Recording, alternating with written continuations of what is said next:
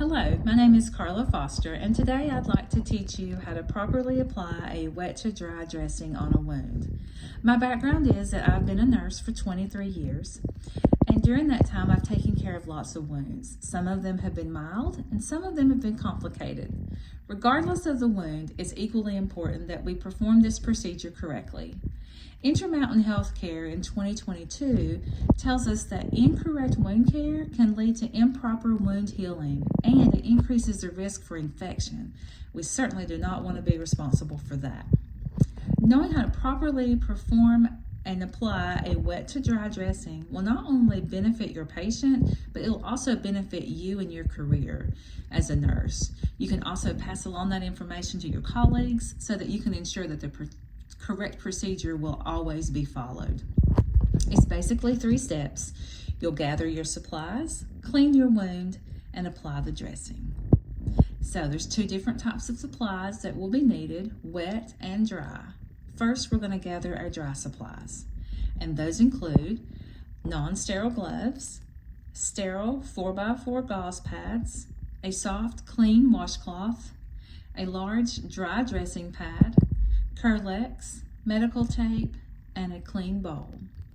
And your wet supplies will be normal saline and soap and water.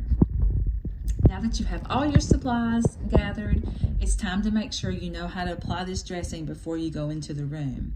Deborah Wetcher with Medline Plus and the U.S. Library of Medicine in 2021 reminds us that we need to clean the wound before we apply the dressing, so keep that in mind. First thing we will do is introduce ourselves to our patient. We'll then verify that we have the correct patient.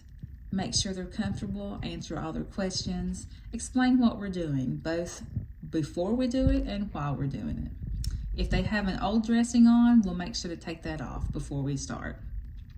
So the first thing we do is wash our hands, and then we'll put on a pair of clean, non-sterile gloves.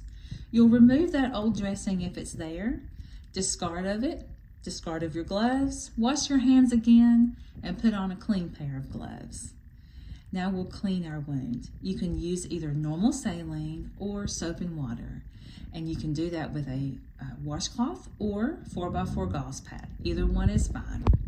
Then pour normal saline into your bowl and place your 4x4 gauze pads in that bowl so that they can get wet and saturated.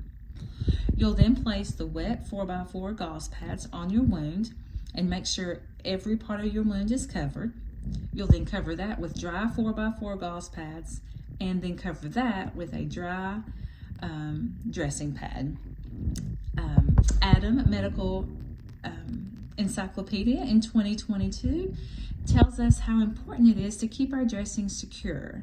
If the dressing doesn't stay on there, it doesn't serve its purpose, so we must make sure that it is secure.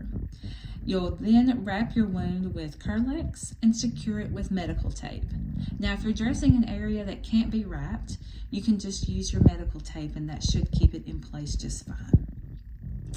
Now we need to clean up our mess. It's just as important to keep the area clean as well as your patient clean to reduce the risk of infection. So you'll throw away all of your used supplies in the trash.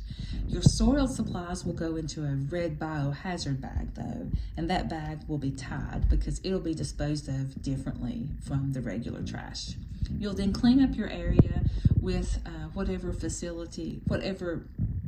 cleaning product your facility uses. And then make sure your patient's comfortable, straighten up their linens, make sure all their needs are met.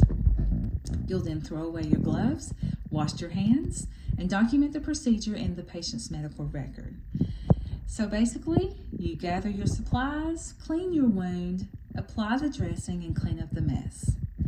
Performing a wet to dry dressing in the proper order, in the proper way, will ensure that this patient's wound will heal as efficiently as possible and that you will also reduce the risk for infection. Thank